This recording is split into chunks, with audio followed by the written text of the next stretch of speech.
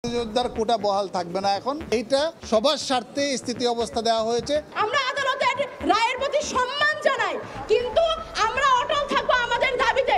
আমাদের দাবি অত্যন্ত সুস্পষ্ট, একটি কমিশন গঠন করে স্থায়ী সমাধানের দিকে সরকার এই কোটা ব্যবস্থাকে নিয়ে যাবে। আন্দোলন আর করার এবং জনদুর্ভোগ বাড়ানোর কোনো যৌক্তিক কারণ এখন আর নাই তাদের কাছে। দিনভর শিক্ষার্থীদের সড়ক, মহাসড়ক, রেলপথ অবরোধে সাধারণ মানুষের চরম দুর্ভোগ, হাসপাতালে রোগী নিতেও ভোগান্তি।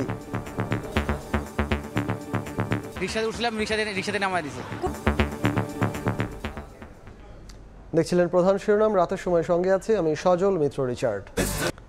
এবার অন্যান্য শীর্ষ সংবাদ। বাংলাদেশের উন্নয়ন অগ্রগতিতে পাশে থাকবে চীন, শেখ হাসিনার সঙ্গে বৈঠকে শি জিনপিং। সুদ মুক্ত সহ 4টি প্যাকেজে অর্থ ঋণ দেওয়ার প্রতিশ্রুতি, দ্য গ্রেট হলে গার্ড অব অনার। মাধ্যমিকের ষান্মাসিক পরীক্ষার উত্তর সহ প্রশ্ন ফাঁস, নতুন পদ্ধতি হওয়ায় প্রভাব ফেলবে না মূল্যায়নে, দাবি বোর্ডের। আপত্তিকর বলছেন বিশেষজ্ঞরা, পড়ালেখায় আগ্রহ হারানোর শঙ্কা। এবং ইউরোর দ্বিতীয় সেমিতে মধ্যরাতে ইংল্যান্ডের প্রতিপক্ষ সাবেক চ্যাম্পিয়ন নেদারল্যান্ডস। ইতিহাস গড়তে চায় সাউথ গেটের দল, আবারও ট্রফি ঘরে নিতে মরিয়া ডাচরা।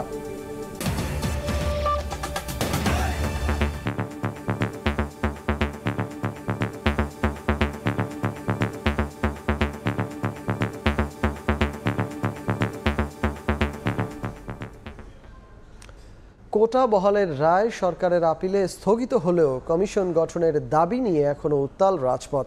কাল বিকেল 3:30 থেকে আবারও দেশের বিভিন্ন পয়েন্টে বাংলা ব্লকেট কর্মসূচি ঘোষণা করেছে বৈষম্য বিরোধী ছাত্র আন্দোলন। পরে শাহবাগ ছেড়ে যান শিক্ষার্থীরা।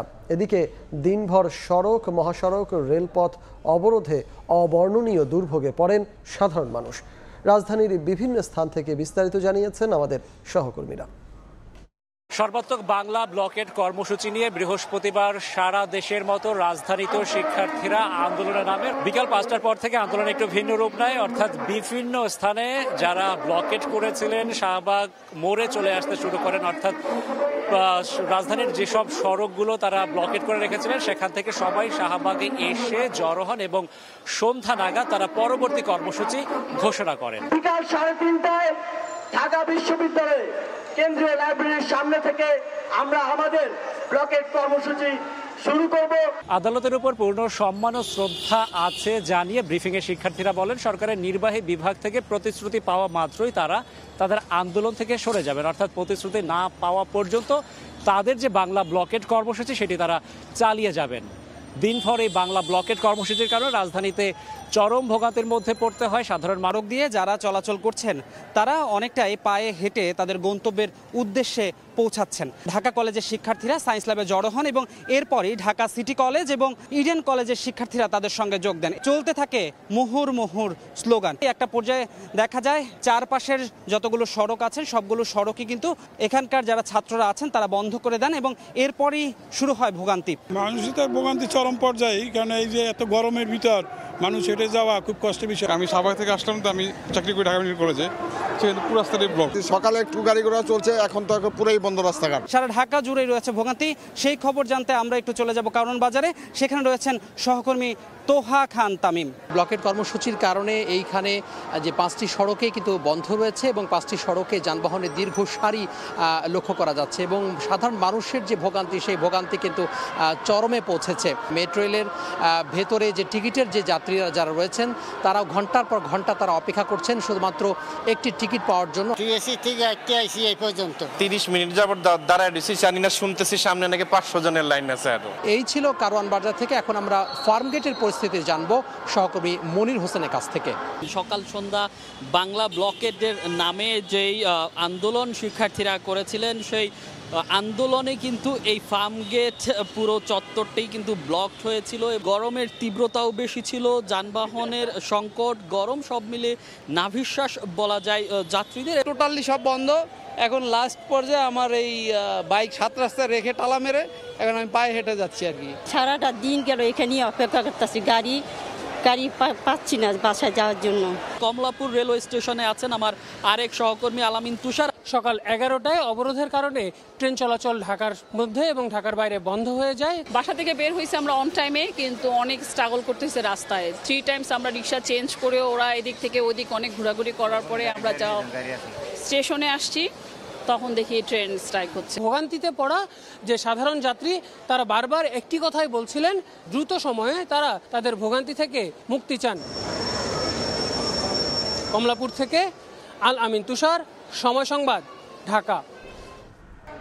এ বিষয়ে আলোচনার জন্য আজ স্টুডিওতে উপস্থিত আছেন সহকর্মী আফজাল হোসেন। আমরা সরাসরি চলে যাব তার কাছে। আফজাল, আপনাকে স্বাগত। ধন্যবাদ রিচার্ড। আফজাল, আসলে দীর্ঘদিন পরে আপনার সাথে আলোচনার সুযোগ হয়েছে। যে বিষয়টি নিয়ে আলোচনা করতে চাই, নিশ্চয়ই আপনি নিজেও সেটার একটা প্রতিবেদন করেছেন। এখন এই মুহূর্তে আসলে যেই শিক্ষার্থীরা রাজপথে রয়েছে তাদের একটা বক্তব্য আছে, তারা রাজপথ ছাড়বে না। আসলে তাদের পুরো বক্তব্যের যদি বিস্তারিতটা একটু বোঝার চেষ্টা করি তাহলে কি বলবেন? না, আমরা এই যে বাংলা ব্লকেটের নামে যে আন্দোলন শিক্ষার্থীরা করছেন তার ফলে যে সাধারণ মানুষের ভোগান্তি পোহাতে হয়েছে তার রিপোর্ট জানলাম। আজকে প্রায় 8 ঘন্টার মতো ঢাকার 17টি পয়েন্ট একেবারেই অবরুদ্ধ ছিল, কোনো যানবাহন চলেনি, যার কারণে মানুষের দুর্ভোগ কিন্তু চরমে পৌঁছেছিল। আর যেটি বলছিলেন যে বৈষম্য বিরোধী ছাত্র আন্দোলন, তারা যে দাবি দেওয়া জানিয়েছে, তারা বলেছে তারা নতুন করে কর্মসূচি দিয়েছে। আগামীকাল 3:30 থেকে আবারও বাংলা ব্লকেড কর্মসূচি তারা পালন করবেন, অর্ধবেলা তারা পালন করবেন। আজকে ঢাকার 17 পয়েন্টে অবস্থান নিয়ে বাংলা ব্লকেড যে অবরোধ কর্মসূচি সেটি তারা পালন করেছেন। 8 ঘন্টা পর স্বাভাবিক হতে থাকে যান চলাচল। কোটা ব্যবস্থার তারা স্থায়ী একটি সমাধান চান। যে আজকে গত 2018 সালে যেটি পরিপত্র হলো, এরপরে হাইকোর্টে চ্যালেঞ্জ হলো, এটি নিয়ে মামলা বিচারাধীন এখন চলছে। এই ধরনের তারা পরিপত্র খেলা তারা খেলতে বা দেখতে চান না, সেই কারণে কোটার একটি স্থায়ী সমাধান চান এবং সেই স্থায়ী সমাধানটা সরকারের কাছেই তারা চেয়েছেন, আদালতের কাছে নয়। এবং তারা বলছেন যে সরকারের সর্বোচ্চ পর্যায়ে, অর্থাৎ নির্বাহী বিভাগের সর্বোচ্চ পর্যায় থেকে যদি এরকম আশ্বাস দেওয়া হয় কমিশন গঠন করে এই সংকটের সমাধান করবেন, তাহলে তারা আন্দোলন ছেড়ে ক্লাসে ফিরবেন। আর তারা এও বলছেন যে 5% কোটা থাকতে পারে, এর মধ্যে 5%-এর মধ্যে অনগ্রসর জনগোষ্ঠী এবং মুক্তিযোদ্ধার কথা তারা বলেছেন। এবং যেটি আমি আগেও বললাম যে আগামীকালও তারা কর্মসূচি দিয়েছেন। এই হচ্ছে মোটামুটি বৈষম্য বিরোধী ছাত্র আন্দোলনের যে নতুন কর্মসূচি। আজকে কোর্টে এই মামলাটি উঠেছিল এবং আদালত কোটা নিয়ে যে হাইকোর্টের রায়, সেই রায়ের কার্যকারিতা স্থগিত করেছেন এবং একই সাথে প্রধান বিচারপতি আন্দোলনকারীদের প্রতি একটি আহ্বান জানিয়েছেন তারা যেন আন্দোলন ছেড়ে ক্লাসে ফিরে যায়। এ নিয়ে একটি রিপোর্ট রয়েছে আমার করা, আমরা এখন সেই রিপোর্টে দেখব। কোটা নিয়ে গত কয়েকদিন ধরে জলঘোলা কম হয়নি। ঘটনার সূত্রপাত 5 জুন হাইকোর্টের এক রায়কে ঘিরে। রায়ে আদালত বাতিল হওয়া মুক্তিযোদ্ধা কোটা বহাল রাখেন। এরপর শুরু হয় কোটা বিরোধী আন্দোলন।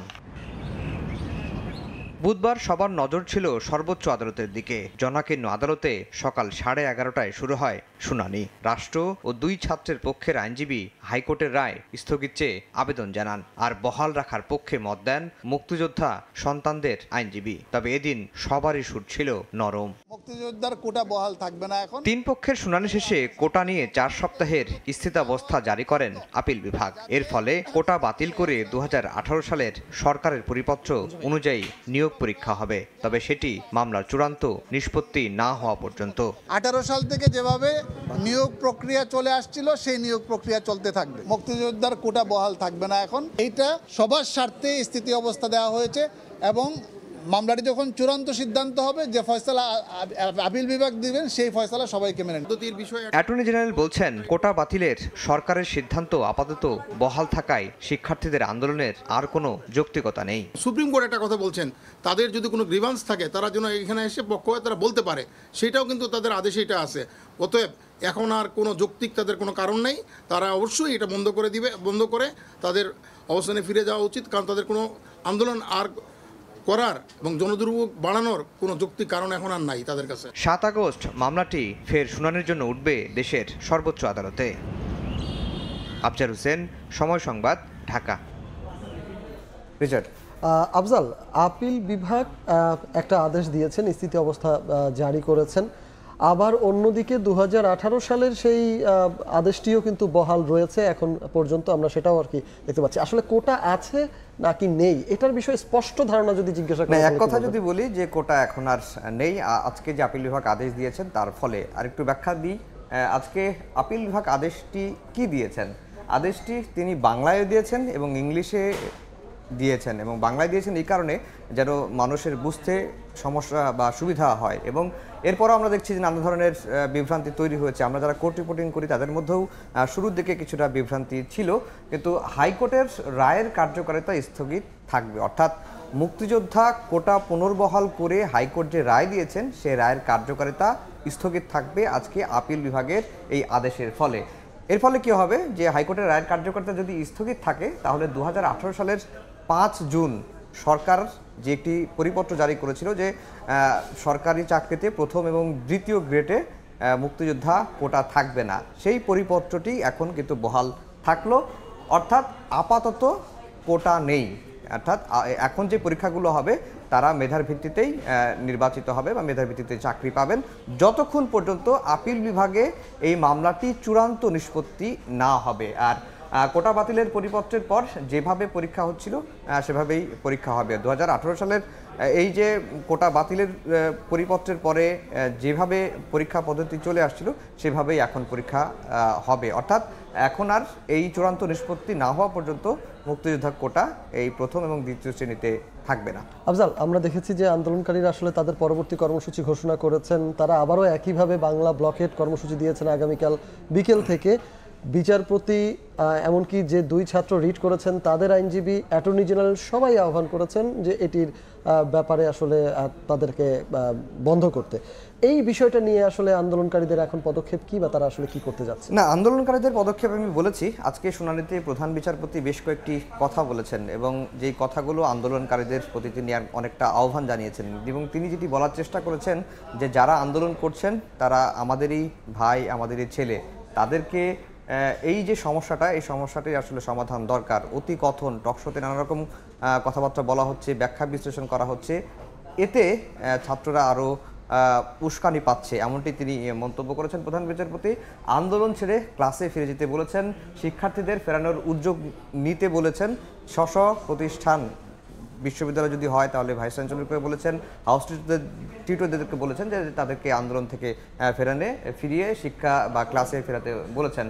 আন্দোলন করে রায় পরিবর্তন করা যায় না, এটি এর আগেও প্রধান বিচারপতি বলেছেন, আজকেও বলেছেন, এবং তিনি যখন প্রধান বিচারপতি যখন আন্তর্জাতিক অপরাধ ট্রাইব্যুনালের চেয়ারম্যান ছিলেন তখনও তিনি কিন্তু এই কথাটি বলেছেন। বক্তব্য থাকলে আইনজীবীর মাধ্যমে আদালতে দিতে বলেছেন আন্দোলনকারীরা রাস্তায় আন্দোলন করছে, তাদের কোনো প্রতিনিধি এখন পর্যন্ত আদালতে গিয়ে এই মামলার মুখোমুখি হয়নি।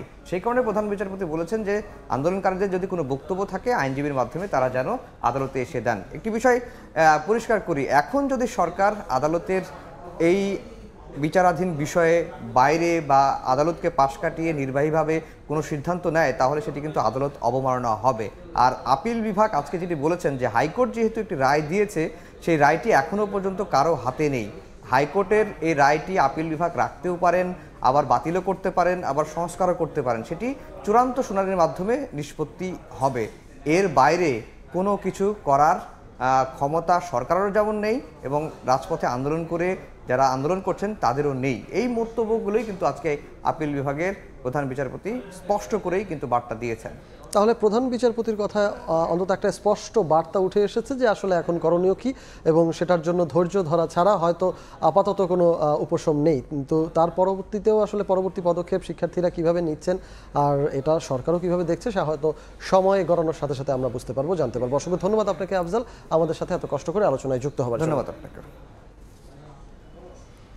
শিক্ষার্থীদের আন্দোলন নিয়ে আলোচনা করতে আজ স্টুডিওতে উপস্থিত ছিলেন সহকর্মী আফজাল হোসেন। রাতের সময় আরও থাকছেন, ধান থেকে চাল হতেই কেজিতে 10 টাকা বাড়তি হাতাচ্ছেন ব্যবসায়ীরা। নওগাঁয় ভরা মৌসুমেও পাইকারি মোকামে বস্তায় বেড়েছে 200 টাকা, সিন্ডিকেটকে দায়ী করছেন কৃষক।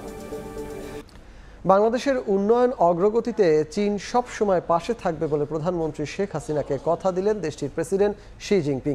একই সঙ্গে বাংলাদেশের জন্য সুদ মুক্ত সহ 4টি প্যাকেজে অর্থ ঋণ দেওয়ারও প্রতিশ্রুতি দিয়েছেন। রোহিঙ্গা সংকট সমাধানে মিয়ানমারকে রাজি করাতে প্রয়োজনে আরাকান আর্মির সঙ্গেও সমঝোতার আশ্বাসও দেওয়া হয়েছে।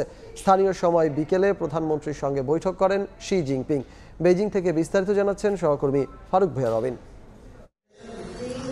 চীন সফররত প্রধানমন্ত্রী শেখ হাসিনার সবচেয়ে গুরুত্বপূর্ণ বৈঠকটি অনুষ্ঠিত হল বুধবার বিকেলে। স্থানীয় সময় বিকেল 4টার পর বেজিংয়ের দ্য গ্রেট হলে পৌঁছালে প্রধানমন্ত্রী শেখ হাসিনাকে স্বাগত জানিয়ে কুশল বিনিময় করেন চীনা প্রেসিডেন্ট শি জিনপিং। এরপর দুই দেশের প্রতিনিধিদের নিয়ে দুই শীর্ষ নেতা আনুষ্ঠানিক দ্বিপাক্ষিক বৈঠকে বসেন। এতে নিজ নিজ দেশে নেতৃত্ব দেন শেখ হাসিনা এবং শি জিনপিং। গ্রেট হলের বৈঠক নিয়ে পরে হোটেল দ্য রেজিসে ব্রিফ করেন পররাষ্ট্রমন্ত্রী। জানান সফর অত্যন্ত ফলপ্রসূ হয়েছে, অব্যাহতভাবে সহযোগিতা করে যাবে। বহুল প্রত্যাশিত এই সফরে বাংলাদেশের জন্য 4 প্যাকেজে ঋণ অনুমোদনের আশ্বাস দিয়েছেন শি জিনপিং। চাইনিজ প্রেসিডেন্ট তিনি স্পষ্ট করে বলেছেন যে তোমাদেরকে আমরা অর্থনৈতিক সহায়তার ক্ষেত্রে আমরা grant, interest free loan, concessional loan এবং কমার্শিয়াল লোন এই নিয়ে আমরা একটি প্যাকেজ তোমাদেরকে দিব। রোহিঙ্গা ইস্যুর প্রসঙ্গ প্রধানমন্ত্রী না তুললেও চীনা প্রেসিডেন্ট সংকট সমাধানে কার্যকর ভূমিকা রাখার ওয়াদা পুনর্ব্যক্ত করেন। চীন এবং বাংলাদেশে বর্তমানে ক্ষমতাসীন রাজনৈতিক শক্তি আগামীতেও একযুগে এগিয়ে যাবে, দুই শীর্ষ নেতার বৈঠক থেকে সেই বার্তাই স্পষ্ট হয়েছে। রোহিঙ্গা সংকট সমাধান সহ ভূ রাজনৈতিক বিভিন্ন ইস্যুতে চীনের প্রেসিডেন্ট শি জিনপিং এর কাছ থেকে ইতিবাচক সাড়া পেলেন প্রধানমন্ত্রী শেখ হাসিনা। আর এসব কারণেই বাংলাদেশ ও চীনের কূটনৈতিক সম্পর্কের সুবর্ণ জয়ন্তীর আগের বছর প্রধানমন্ত্রীর বেজিং সফরকে বেশ তাৎপর্যপূর্ণ বলে মনে করেন নীতি নির্ধারকরা। ফারুক ভিয়া, রবিন, সময় সংবাদ, বেইজিং, চীন। সরকার ভারতকে ট্রানজিট নয় করিডোর দিচ্ছে বলে মন্তব্য করেছেন বিএনপির স্থায়ী কমিটির সদস্য গয়েশ্বরচন্দ্র রায়। তার দাবি, এতে বাণিজ্য নয় বরং উত্তর পূর্বাঞ্চলে ভারত তাদের সামরিক শক্তি বাড়াবে। বিকেলে ঢাকা রিপোর্টার্স ইউনিটি মিলনায়তনে এক আলোচনা সভায় একথা বলেন তিনি। ভারত থেকে ভারত যাবে বাংলাদেশের উপর দিয়ে, এটা ট্রানজিট না, এটার নাম হলো করিডোর। এখানে কোনো চেক নাই, সে অস্ত্র নিচ্ছে না পণ্য নিচ্ছে। এটা কিন্তু বাণিজ্যিকভাবে তারা লাভবান না। তাহলে কেন করতেছে? এটা সামরিক শক্তি ব্যবহার করে বাংলাদেশটাকে। আর সেই আমার দেশটা যদি ভারত ব্যবহার করে, আর ভারতকে যারা আক্রমণ করবে তারা আমার দেশটাকে আক্রমণ করে আমাদেরকে পরাস্ত করে তো ভারতীয় সীমান্তে যেতে হবে। তাই আমরা ক্রস ফায়ারে করব। হাসিনা চুক্তি করতে পারে, কিন্তু আমরা যদি সজাগ থাকি বাস্তবায়ন করতে পারবেন না। পরীক্ষার আগের রাতেই সামাজিক মাধ্যমে মিলছে মাধ্যমিকের ষান্মাসিক সামষ্টিক মূল্যায়নের উত্তর সহ প্রশ্ন। বই নিয়ে পরীক্ষা হলে যাচ্ছেন শিক্ষার্থীরা। সন্তানরা মোবাইল দেখে উত্তর দেওয়ার সুযোগ পাওয়ায় উদ্বিগ্ন অভিভাবকরা। পরীক্ষার আগেই প্রশ্ন পেয়ে গেলে শিক্ষার্থীরা শিক্ষায় আগ্রহ হারাবে বলে মত বিশেষজ্ঞদের। তবে নতুন কারিকুলামে কোনো শিক্ষার্থী পরীক্ষার আগে প্রশ্ন পেয়ে গেলেও তা মূল্যায়নে প্রভাব ফেলবে না বলে দাবি এনসিটিভির। শাকির আহমেদের রিপোর্ট। গত বছর শুধু ষষ্ঠ ও সপ্তম শ্রেণীতে নতুন কারিকুলাম চালু হলেও চলতি বছর থেকে নবম শ্রেণী পর্যন্ত পাঠদান চলছে এই কারিকুলামে।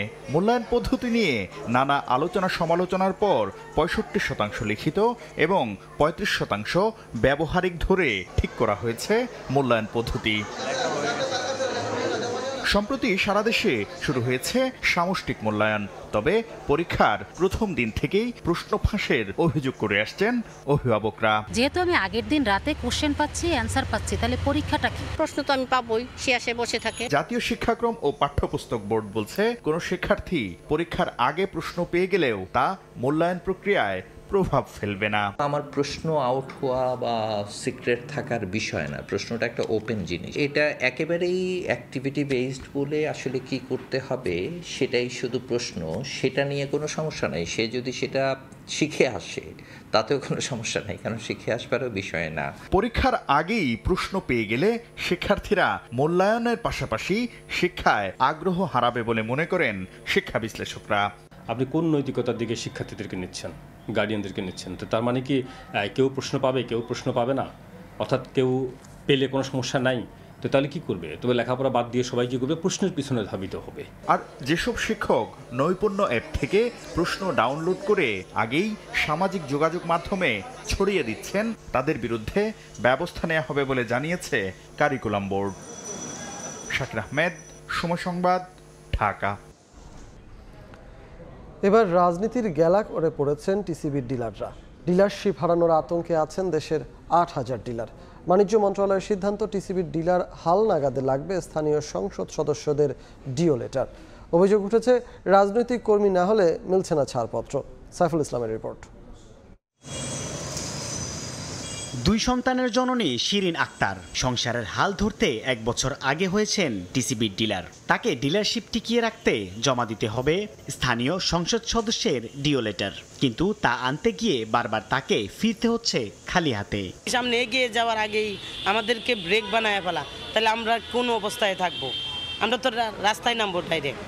গত 3 জুলাই টিসিবির এক চিঠিতে ডিলারদের তথ্য হালনাগাদ করতে এবার স্থানীয় সংসদ সদস্যের ডিও লেটার অবশ্যই সংযুক্ত করার নির্দেশ দিয়েছেন চেয়ারম্যান। আর ডিলারদের দাবি, স্থানীয় সংসদ সদস্যের অফিসে যোগাযোগ করলে তাদের বঞ্চিত করে নতুন করে দলীয় লোকজনকে নিয়োগ দেওয়ার কথা জানানো হচ্ছে। আমাদেরকে ডিও লেটারের ব্যাপারে কোনো আশ্বাস দেয়নি। যারা নাকি কর্মী আছে ওনারাই পাবে। যদি এরকম কিছু হয় তাহলে তো কর্মীরাই চাইবে যে আগে আমাদেরটাই ঢুক। কোটি মানুষকে সেবা দেওয়া কিন্তু অনেক বড় একটা চ্যালেঞ্জিং ওয়ার্ক। সে কাজটা কিন্তু এই ডিলাররা করেছে। আমরা চাই তাদেরকে যেন কর্মহীন না করা হয়। টিসিবির মুখপাত্র বলছেন 13 জুলাইয়ের মধ্যেই প্রধান কার্যালয়ে পাঠাতে হবে ডিও লেটার সহ ডিলারদের হালনাগাদ তথ্য। অনেকে দিতে পারে না, বিভিন্ন ধরনের সমস্যার কথা বলছেন। তো এই সমস্যাগুলো সহ আমরা পরবর্তীতে দেখবো যে সময় শেষ হওয়ার পরে কী ধরনের হচ্ছে, সেটা আমরা প্রধান কার্যালয়কে জানালে প্রধান কার্যালয় বিষয়ে একটা সুরাহা বা পরবর্তী করণীয় কি সে সম্পর্কে আমাদেরকে জানাবে। টিসিবির তথ্য, দেশে বর্তমানে ডিলারের সংখ্যা 8000। সাইফুল ইসলাম, সময় সংবাদ, ঢাকা।